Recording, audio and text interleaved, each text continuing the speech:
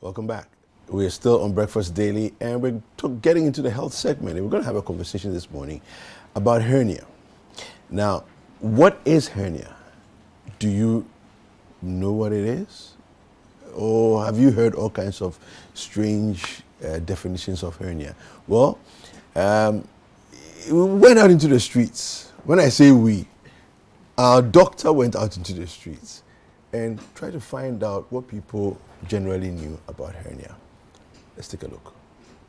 Now, what can who be a hernia da? Yes, me who be a obida.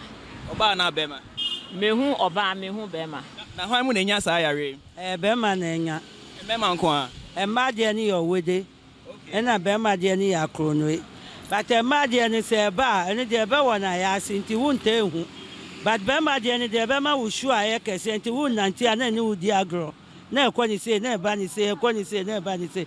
Onyo anu no mewie. Ebi wo ha ye de wo. Okay. Wo hu ana se like some ya dibi ba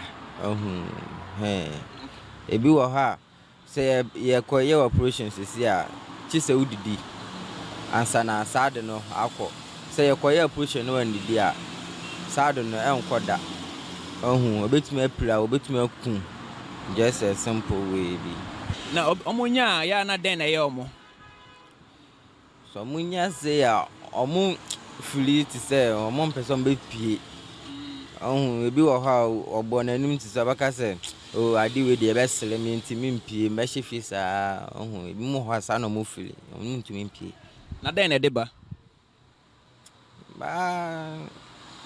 ebi mo say ifuri ye mamomo ti say pant mu on say mo say samoa bi wo mu omo say pant no say mo nsi ni yesterday me sana me dem. What hernia is when someone's testicles becomes big. That is what I know about hernia. But do you know what causes it? What causes it also is that, for me, I know when you carry something that is heavy and which is above your weight, and then you force yourself to carry it. Yeah, that is what I know about hernia. But who are the people who usually get hernia? Mostly, I'll say bodybuilders.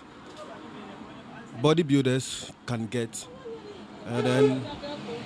But I know of someone too who does not do bodybuilding, but he has a hernia, which I don't know the cause of why he had the hernia. Do women also get hernia?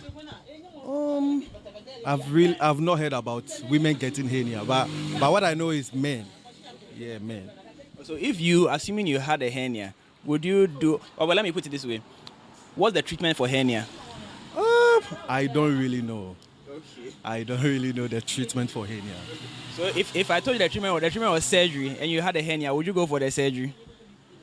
I wouldn't like to go for the surgery because I have heard people saying that they had some treatment from herbal medicine, and then they got well with it. Yeah. So if I should have hernia, but I'm not saying that I should have hernia. So if I should have hernia, I would look for such way and then go for the herbal medicine rather than to go for the surgery. Na chune se be to hwe abanimu na ama etumema uyem kra tum sa ye oya nti se wan ya ebetume kun anytime bia etumi chiwo anytime bia so ebekun because yen yare papa ese etena be ma ho me dia mejun se bia adwumaden so kan ho because we adwumade a ni nyina agina ma depending by we se osisi mu eni nduane so e di no so kan ho aduane bi o bia na enye aduane papa ma system ba na we di na affect us anya manaba. Dr. Kelvin, I love your vox popping skills, man. You're natural. You need to do this more often. I know. Dr. Kelvin is here.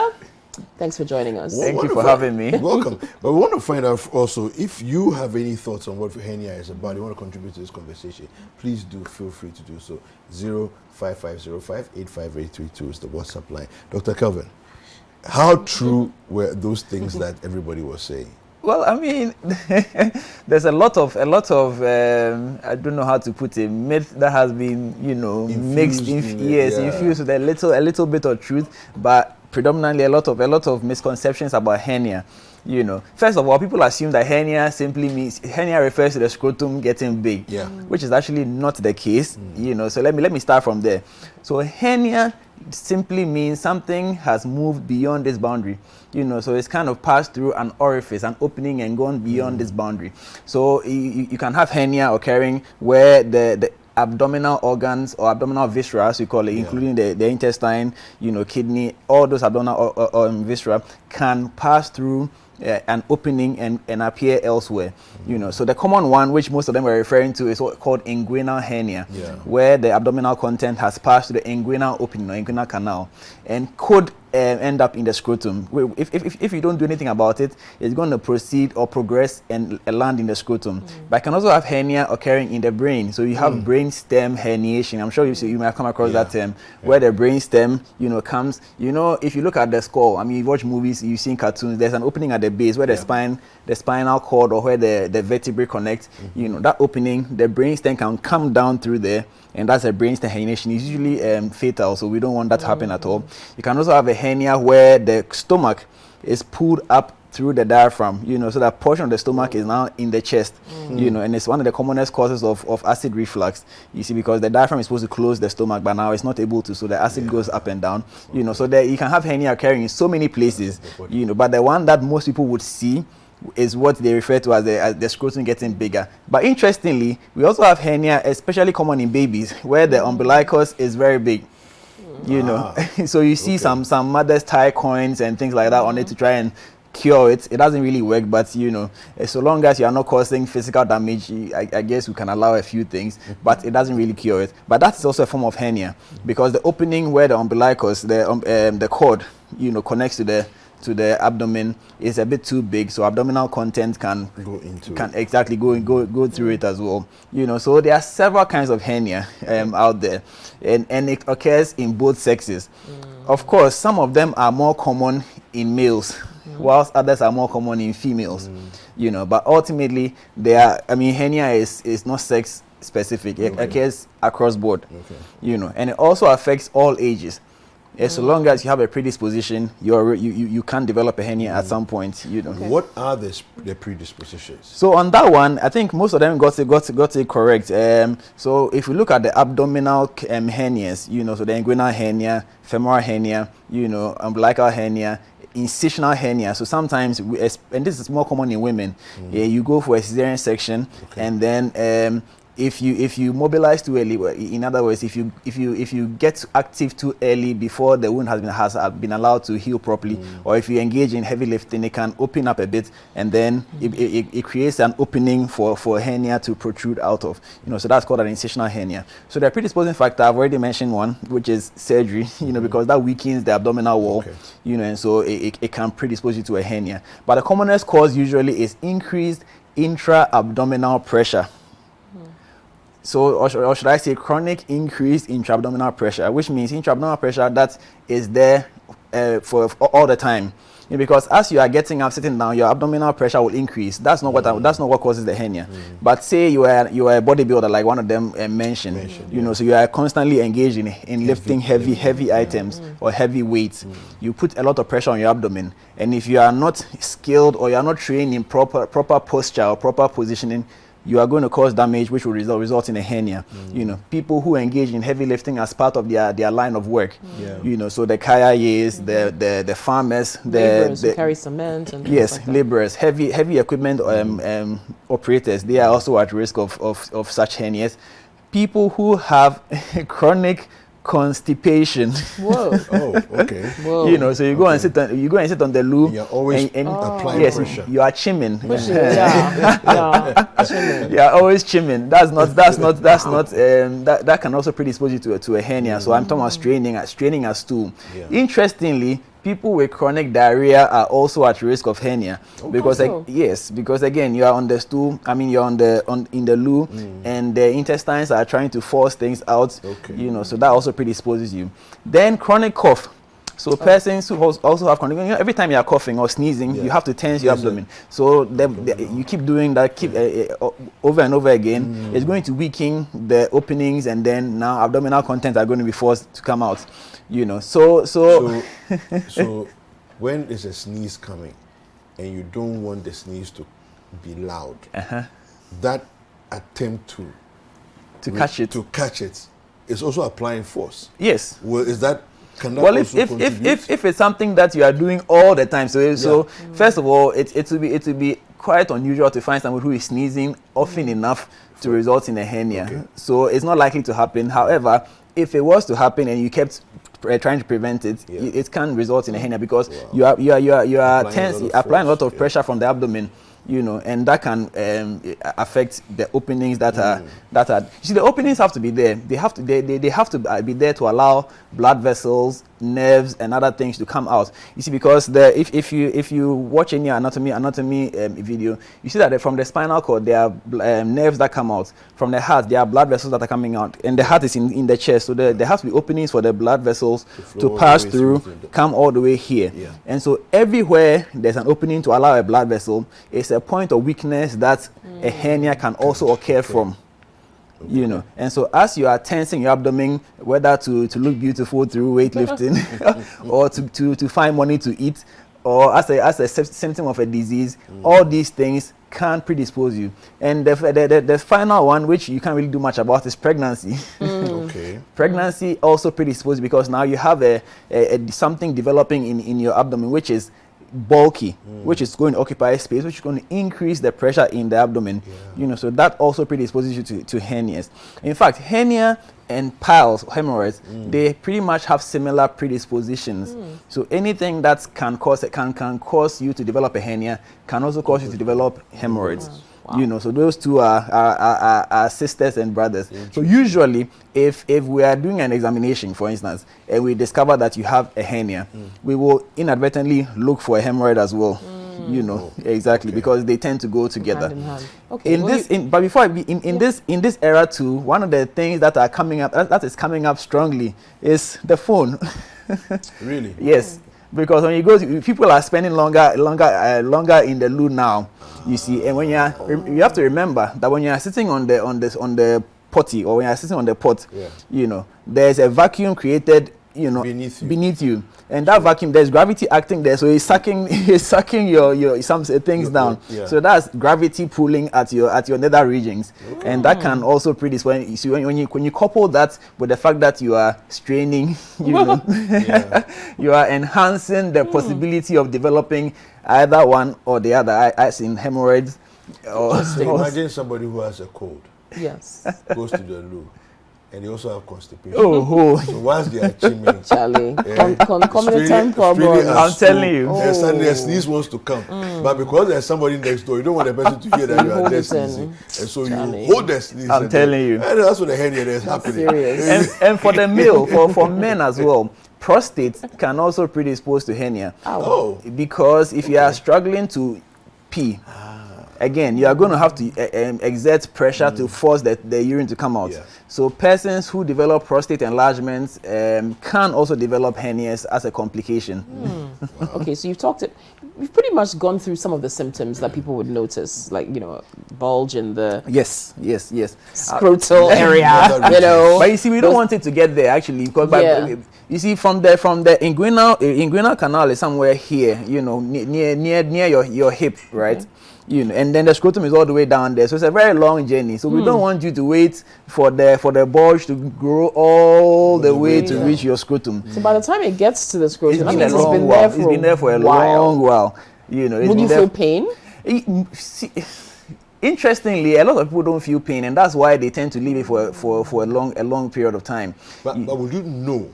You will know. Once it starts. You will know. You will know. As for knowing, you will know. You will know that there's something happening. You see, because when you cough, and if you actually attempt to cough, you place your hand, find your hip, and then come forward only about 2-3 centimeters, and then once you cough, you notice that there's something hitting your finger from inside. You see, so that's one of the openings is called the inguinal canal. So that opening, okay, so let's back it up a bit. and this is why inguinal hernia is commoner in the male than female. When the baby is developing in the mother's womb, the inguinal canal provides a passage for the testes. Yes, so the testes develop inside the abdomen. So it passes through that canal before it reaches the scrotum. So that canal, even though when you are born it's closed up, it's a channel that existed in the past. And so if you keep exerting pressure and then the abdominal content keeps hitting against that door, it's going to open at some point. And once it opens, remember that it's a space. So once it opens, it's going to pass through, and that's how come it's easy for it to reach the scrotum. Okay. In females, that canal is not really present because they don't have a scrotum, you know, and so that's why you don't find inguinal canals in inguinal hernias commonly in females. It happens though, but it's not common. Okay. Females rather develop femoral hernias. Now, femoral hernias are the possibility of complication is higher in a femoral hernia because that space is very, very, very tight and very narrow. So if a hernia does develop over there, the risk of strangulation, which is a very, it's a very fear. I like your facial expression because it's actually how I also look at it, because it's a very, very scary situation. It basically means that the ring or the opening is so tight that it has cut blood supply to whatever it is that has entered it. So when the abdominal content enters through the opening like this, the opening cuts off the blood supply. And you must remember that whatever is in there is still a useful part of the intestine. So it is not dead. So once the blood supply is cut off, it means that that portion is going to die, or at least it's going to begin to die. And yes, and anything inside, you see, pain is perceived only on the outside. You know, so if something happens on your skin, you feel pain. There are no such nerves in the inside the organs, so the heart, the intestines, they don't have those kind of things. So one of the ways that you feel it's called a referred pain. So you might begin to notice pain somewhere in your umbilical area, even though the thing is happening down here. You see, so it's a kind of referred pain, and it's excruciating pain. I mean, you can't do anything about it. You might even end up vomiting. You know, you are crawling on the floor. You know, it's not a pleasant sight. And it can result in death if we don't intervene early. You see, because that portion of the intestine is dead, which means you can't even eat. Because when you eat, it cannot pass through there because it's been cut off. You know, so it's a terrible condition, and you need to literally be on the operating table within minutes. Very, very important. Wow. You spoke to someone who shared their experience. Yes. Let's take a look at that experience and hear what the person had to say. Hey, me who suffer na me sure no eye kese chale support grant me ngba na hospital former do dem use bebre enye na hospital do me call hospital na omo your operation no na mo okay me use former do ba infa na mo che me na ma call eba we ma call bebre emboa na me call hospital kasa na mo your operation. Okay na den na dey head hen ya ne bae one enim. Who say yes, one man, one man, until I say normal. Until one, me, I mean, say, Nami, say, Nam yum crow. Until chair for me, hospital, almost say, Hernia. I know, ma'am, date. Nami, and say, hospital, nanny boarding. Until me pay by eba. Naturally, me says, come on to me call hospital, me, yeah, Nami, okay. Nancy, on your operation at the hospital, how many days? Oh, almost sometimes, more than 2. Until there, and no more pressure, no more now be by okay around early in the morning, around 4:30. Until me down, until I say 7 on a many tea no guys say, yeah, you wait me alcohol. And now over fiance be okay. Oh, say every 3 days I may call no more treaty. Until after the she said 3 times and I say, oh, yes, on my spirit in we tissue be near maybe be yes, so I'm in years so cloning who I'm okay. This is a sure be when you're hernia. Over catch and so uncle, a former drew. Yeah, no. That one, the me will go ahead for no hospital more better.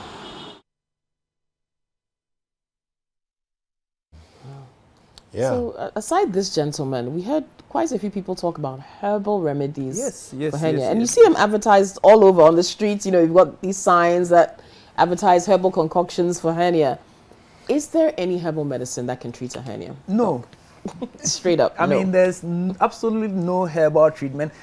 no, let me be general. There's nothing you can take by mouth that would treat hernia. Or apply on skin. You can't apply anything on the skin that will treat a hernia. It is not possible. You see, it's kind of like you have a skirt or a t-shirt with an elastic band and in the neck, and the elastic band that's stretched out. How do you there's no way to fix it. You're either going to throw it away, or you're going to wash it or apply chemicals to it for it to shrink. It's not possible. You see, because once the opening, something has passed through the opening, it tells you that the opening was already bigger than big enough to allow the thing to come through. So it's not going to close by itself. And the challenge is that sometimes before the hernia becomes so big, it does something we call it's reducible. It comes out, it goes back in. Oh. You see, it comes out, it goes back in. Like a turtle. It's poking its head out of the shell and back in. Oh. Exactly.